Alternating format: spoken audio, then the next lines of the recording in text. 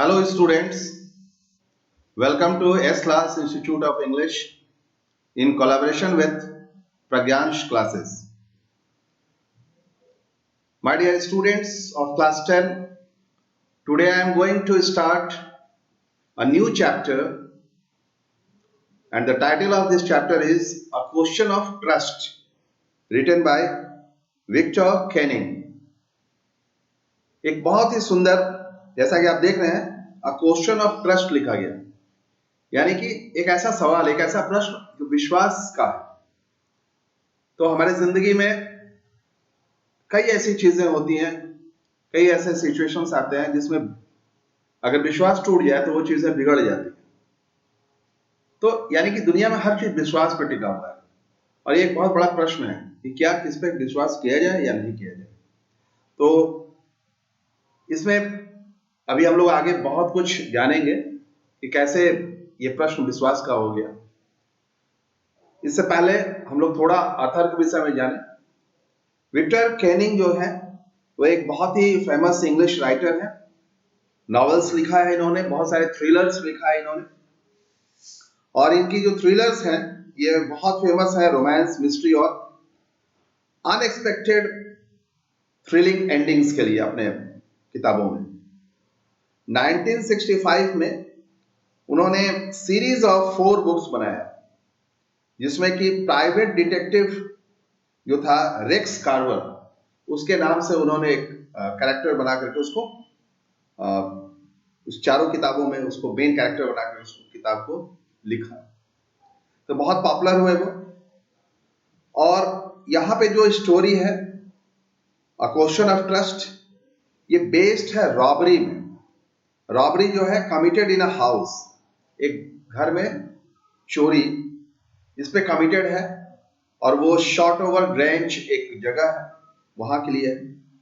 2 बहुत ही professional thieves होते हैं या बर्गलर्स होते हैं, आमने सामने आ जाते हैं और दोनों का एक ही मिशन होता है कि घर में चोरी करना। अब आगे क्या होता है इसमें हम लोग पढ़ेंगे। So just look into your book. The title is given a question of trust. In a box it is written something. It is said that you must set a thief to catch a thief. ऐसा कहा जाता है कि एक चोर को पकड़ने के लिए एक दूसरा चोर लगा दिया जाता है। यानी कि अगर चोर को किसी पुलिस स्टेशन का मालिक बना दिया जाए तो वो सारे चीजों को बड़े अच्छे से, बहुत आराम से हैंडल कर सकता है, क्योंकि उसको हर ठिकाना मालूम होता है। पुलिस को नहीं मालूम होता है, पुलिस को बहुत मेहनत करना पड़ता है।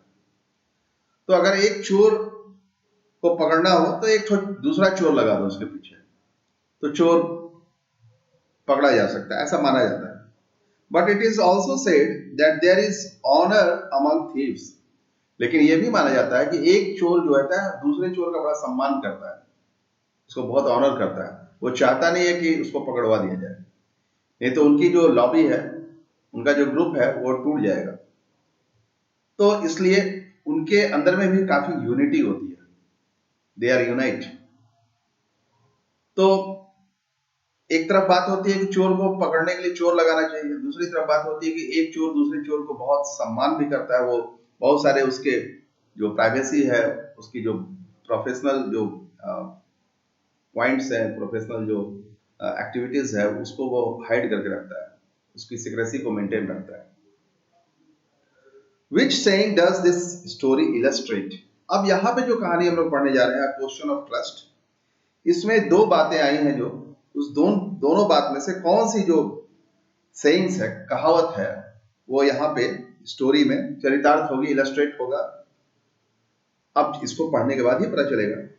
आइए, रीड एंड फाइंड आउट लिखा हुआ है यहाँ पे, आप देख रहे हैं कि what does Horace Danby like to collect. Horace Danby जो है एक कैरेक्टर है इसमें, वह क्या इकट्ठा करना चाहता है। तो मैं आपको बता दूं स्टोरी से पहले ही कि बेसिकली हॉरेस डैनबी जो है वह रेयर और एक्सपेंसिव बुक्स कलेक्ट करना चाहता है। उसके अंदर में एक डिफरेंट तरह का रॉबरी है। Why does he steal every year? अब बात होती है कि वो प्रत्येक साल, हर एक साल वो चोरी क्यों करता है।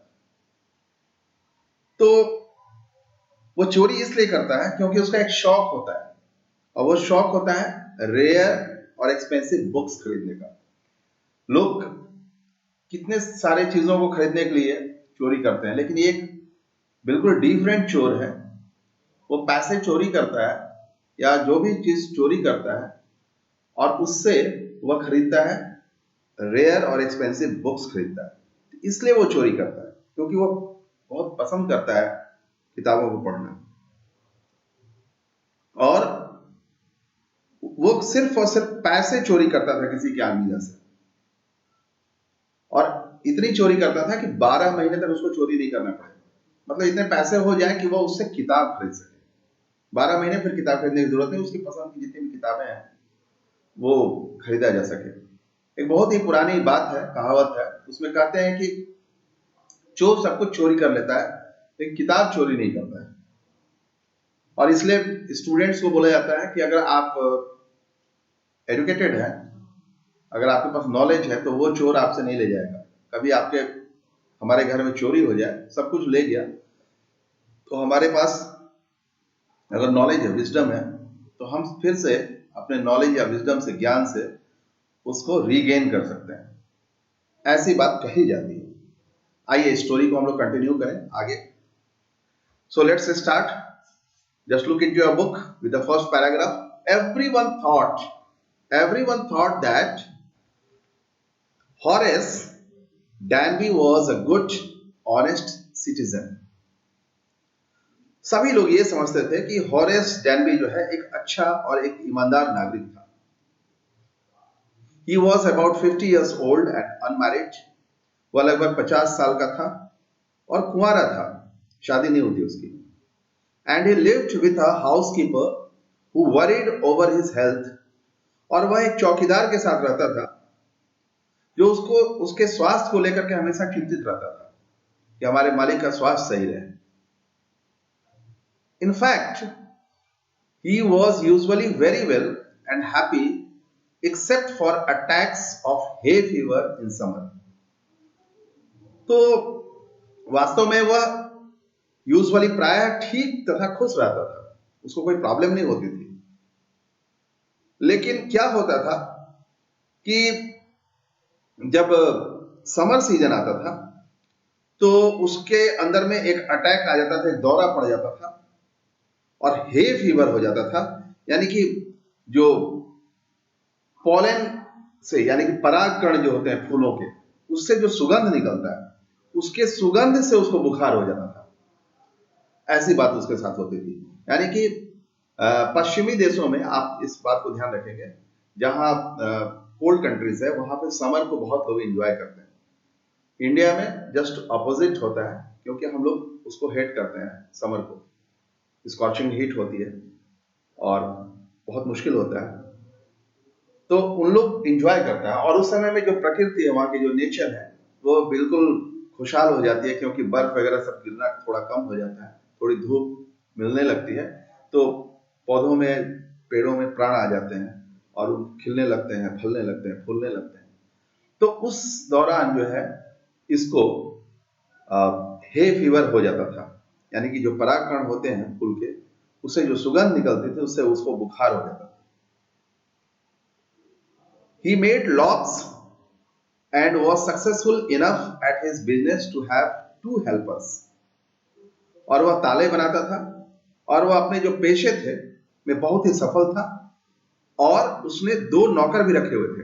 यानी कि वह ताला बनाने का काम करता था, 2 नौकर भी साथ में रखा था, और ये काम उसका परमानेंट बिजनेस था, जिससे उसके घर बार चलते थे और वो खुश रहता था। Yes, Doris Hamby was good and respectable. ठीक है। और हाँ, यही नहीं, डॉरेस जो डैनबी था, वह एक अच्छा और बहुत ही सम्मानित नागरिक हुआ करता था, बट नॉट कंप्लीटली ऑनेस्ट। लेकिन वह पूर्णतः ईमानदार नहीं था। लेकिन बाहर से लोग सोचते थे कि वो बहुत ही निहायत ईमानदार और शरीफ इंसान है। 15 years ago, Horace had served his first and only sentence in a prison library. 15 साल पहले, 15 वर्ष पहले हॉरेस एक जेल की पुस्तकालय में अपनी पहली और इकलौती कह सकते इकलौती सजा काट चुका था। तो जेल के पुस्तकालय में, लाइब्रेरी में वह 15 साल पहले एक सजा काटा था, इसलिए लिखा ओनली सेंटेंस। सेंटेंस का मतलब होता है पीरियड ऑफ इम्प्रिजनमेंट, जेल में सजा की अवधि, जो समय है उसको बोलते हैं हम लोग sentence. He loved rare expensive books. Expensive का मतलब कॉस्टली, महंगा। तो हॉरेस जो होता था वह बिल्कुल रेयर, दुर्लभ किस्म के तथा कीमती, महंगी किताबों को, पुस्तकों को पसंद करता था।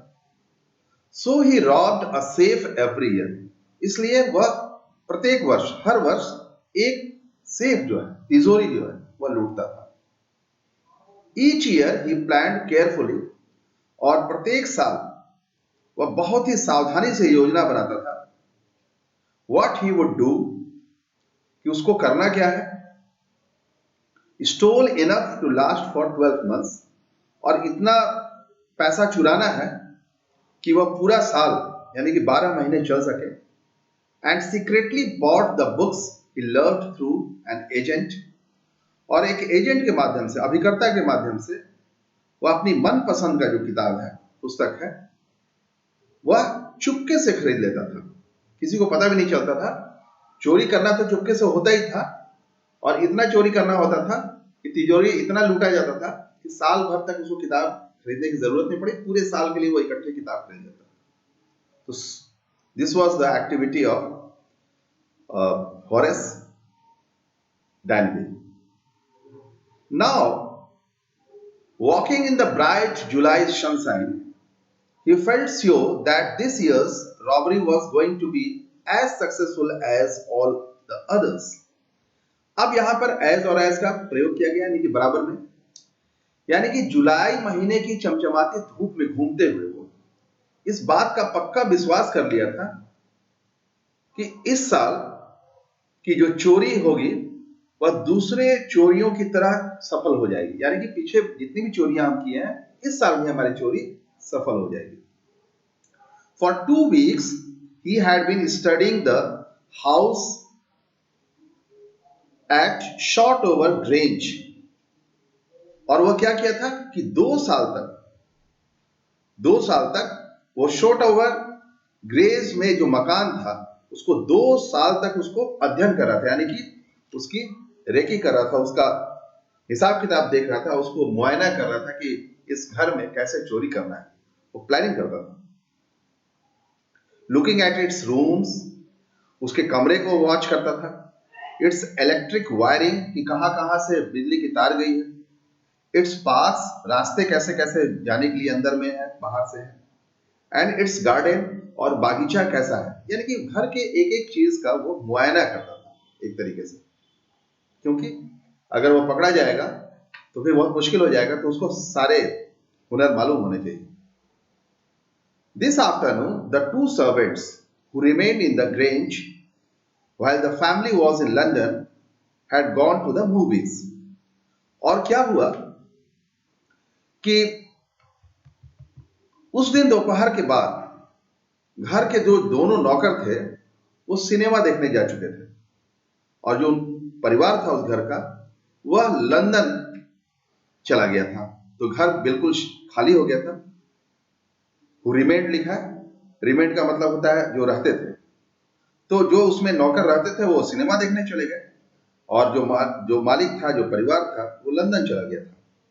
Horace saw them go and he felt happy in spite of a little tickle of hay fever in his nose. तो क्या हुआ कि ये जो घटना थी, ये जो सिचुएशन था, हॉरेस ने उन लोगों को जाते हुए देखा और उसे अपनी नाक में छींक का असर जो है, टिकल, छींक का असर होना महसूस हुआ, क्योंकि उसको अक्सर सुगंध से छींक आ जाती थी, लेकिन वह खुशी का अनुभव कर रहा था। He came out from behind the garden wall, his tools carefully packed in a bag on his back. Tools का मतलब होता है जो इक्विपमेंट्स, औजार जो है, क्योंकि उसको घर का जो तिजोरी है उसको तोड़ने के लिए औजार चाहिए, चोर है वो। तो क्या करता है वो कि वह जो बागीचे है उसके पीछे की दीवार से आता है और जो उसके अपने औजार के जो थैले हैं उसको अपनी पीठ पर बहुत ही ध्यानपूर्वक, बहुत सावधानी से बांध करके वो चलता है। There was about 15,000 pounds worth of jewels in the grand safe। और क्या था कि ग्रेन्स की तिजोरी में लगभग 15,000 पाउंड की कीमत के गहने रखे हुए थे उसमें। ठीक है। If he sold them one by one, he expected to get at least 5। आप स्क्रीन पर देखेंगे, अभी मैं स्क्रीन पे दूसरे स्क्रीन पे जा रहा हूं, फिर से मैं रिपीट कर रहा हूं। So if he sold them one by one, he expected to get at least 5,000, enough to make him happy for another year। तो चूंकि उसको मालूम था कि 15,000 पाउंड की कीमत के गहने हैं और यदि वह उनको एक एक करके बेच दे तो कम से कम 5,000 की उम्मीद वह करता था, और जो उसको एक साल और खुश रखने के लिए सफिशिएंट था, पर्याप्त था। There were three very interesting books. There were three very interesting books coming up for sale in the autumn। अब क्या था कि जो ऑटम सीजन था, पतझड़ के मौसम में, तीन बहुत ही मनोरंजक पुस्तकें जो है बिक्री के लिए बाजार में आने वाली थी। उसका ध्यान उसको पहले से था कि इसको खरीदना है। फिर क्या होता है, now he would get the money he wanted to buy them. और अगर अब चोरी कर लेता है तो उसको उतने पैसे मिल जाएंगे कि वह उन्हें, उन तीनों किताबों को खरीद सकता है। He had seen the housekeeper hang the key to the kitchen door on a hook outside। Hook का मतलब होता है मुड़ी हुई जो कील होती है, उसको हुक बोलते हैं। तो वह क्या किया था, उसने नौकर को रसोई घर के दरवाजे के बाहर की जो खूंटी जिसको बोलते हैं उस पर चाबी टांगते हुए वो देख लिया था। He put on a pair of gloves, जिसको ग्लव्स भी बोलते हैं, जिसको दस्ताना बोलते हैं, और वो क्या किया कि एक जोड़ा जो है दस्ताना जो है पहन लिया और फिर क्या किया, took the key, चाबी को उठाया, and opened the door, और दरवाजा खोल लिया। He was always careful not to leave any fingerprints, यानी कि उंगलियों के निशान। तो वह हमेशा जो है बहुत सावधान रहता था कि कोई उसकी उंगली की निशान भी नहीं छूट पाए, उंगली की निशान नहीं रह जाए, इसके लिए बहुत हमेशा सावधान रहता था। A small dog was lying in the kitchen। रसोई घर में एक छोटा सा कुत्ता लेटा हुआ था। It stirred का मतलब हिलना, मूव करना। तो वह थोड़ा सा हिला, made a noise, थोड़ा शोर मचाया, and moved its tail in a friendly way। लेकिन शोर तो मचाया, लेकिन अपना जो पूंछ है वह बहुत फ्रेंडली तरीके से, मित्रतापूर्वक तरीके से वह हिलाना शुरू कर दिया। All right, Sherry, Horace said as he passed। जब हॉरेस उसके सामने से गुजरा, क्रॉस किया, तो बोला सब ठीक है शेरी। All you had to do to keep dogs quiet was to call them by their right names and show them love। और वो इतना अच्छे तरीके से मुआयना किया था घर का, इतना शातिर वो रॉबर था, तो उसने कुत्ते का नाम तक याद रखा था।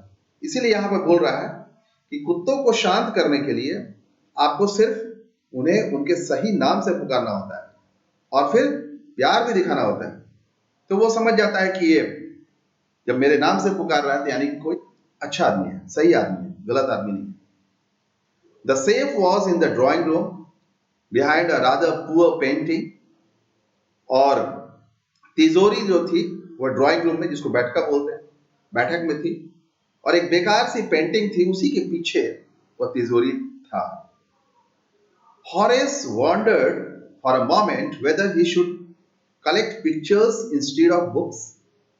एक पल के लिए तो हॉरेस बिल्कुल वंडर्ड हो गया, हैरान रह गया, क्योंकि तस्वीरें उसको इतनी भा गई थी कि वह सोचने लगा कि पुस्तकों के बजाय उसे क्या तस्वीरें ही इकट्ठी कर लेनी चाहिए, क्या तस्वीर के प्रति अपनी शौक बढ़ानी चाहिए।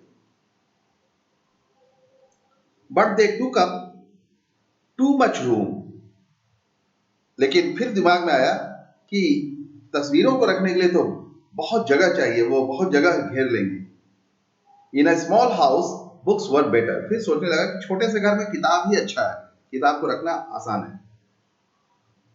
There was a great bowl of flowers on the table, table पे एक बहुत बड़ा सा फूलों का गुलदस्ता रखा हुआ था।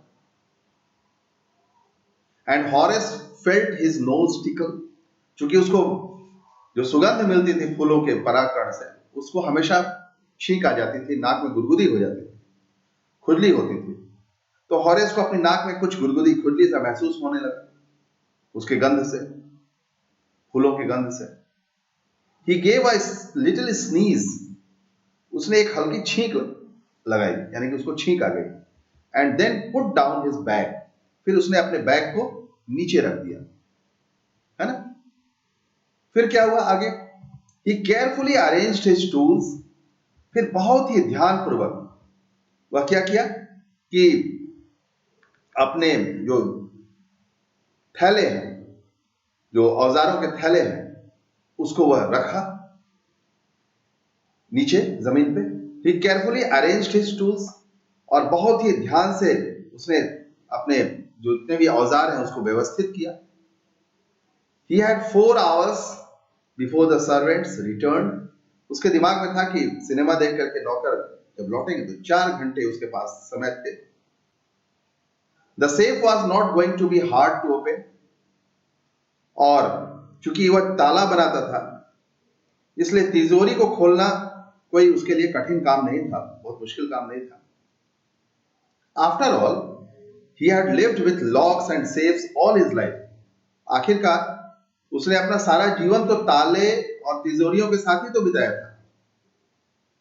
The burglar alarm was poorly built, और अलार्म की जो घंटी थी बहुत ही घटिया थी। वहां पे जो अलार्म की घंटी लगाई जाती है तिजोरी के पास या कहीं पर भी, कि कोई अगर उसको छुएगा तो फिर वो घंटी बजने लगेगी जिससे कि चोर पकड़ा जाए, तो वो बहुत ही घटिया था, बहुत पुअरली बिल्ड था।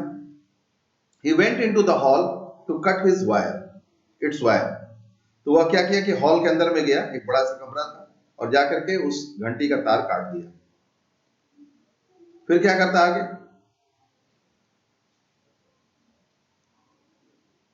He went into the hall to cut his wire. He came back and sneezed loudly as the smell of the flowers came to him again. जब वो वापस आया उसको फिर से जोर की छींक आ गई, क्योंकि फूलों की जो खुशबू थी उसके नाक में फिर से गई, तो फिर उसको टिकलिंग हुआ, खुजली हुआ, गुदगुदी हुआ। How foolish people are when they own valuable things. अब वो सोच रहा है हॉरेस कि लोग कितने मूर्ख होते हैं जब वे मूल्यवान वस्तुएं अपने पास रखते हैं, उनको रखने भी नहीं आता अपने मूल्यवान वस्तुओं को। A magazine article had described this house. एक मैगजीन में लेख छपे थे, एक पत्रिका के लेख में इसके घर का सभी कमरे का उसमें वर्णन किया हुआ था।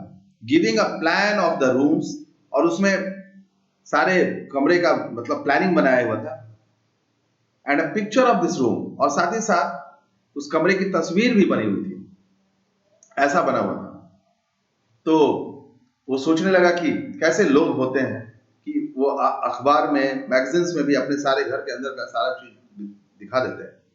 The writer had even mentioned that the painting hid a safe, और राइटर ने यहां तक लिख दिया था कि जो पेंटिंग है उसके पीछे जो है एक सेफ है, तिजोरी है, वो छुपी हुई है, हिड किया हुआ है। But Horace found that the flowers were hindering him in his work, लेकिन होरेस को अब लग रहा था कि ये फूल जो है उसके काम में, उसके कार्य में रुकावट पैदा कर रहा है, बार बार उसको छींक आ रही है उसके सुगंध से। He buried his face in his handkerchief, तो उसने अपना चेहरा जो है रुमाल से बिल्कुल ढक लिया। Then he heard a voice say from the doorway, what is it, a cold or hay fever? तब तक क्या होता है कि दरवाजे से एक आती हुई आवाज को उसने सुना। क्या है ये, ठंड या छींक आने की बीमारी है क्या? Before he could think, Horace said, hay fever. इससे पहले कि होरेस कुछ सोच पाता, उसके मुंह से निकल गया, छींक आने की बीमारी है, हे फीवर है। And found himself sneezing again, और उसको लगा कि फिर से वो छींक देगा। The voice went on, you can cure it with a special treatment. और फिर एक आवाज पीछे से आ रही होती है कि तुमको एक विशेष इलाज से इसे ठीक कर सकते हो, ठीक करना चाहिए, ऐसी आवाज आ रही है। यू नो, तुम्हें पता है, if you find out just what plant gives you the disease, यदि तुम जान पाओ कि किस पौधे से तुम्हें यह बीमारी होती है, I think you'd better C a doctor. मुझे लगता है कि तुम्हें किसी डॉक्टर से दिखलाना चाहिए। If you are serious about your work, यदि तुम अपने काम के प्रति गंभीर हो तो तुमको अपने डॉक्टर से सलाह जरूर लेना चाहिए। I heard you from the top of the house just now, और मैंने अभी अभी तुम्हारी आवाज को छत के ऊपर से सुना था। ऐसी बात किसी आवाज, जो छुपी हुई आवाज है, उसने कहा। So my dear student, I will end this story here only, and I will come with the next session and just with the second part of this story. So, goodbye.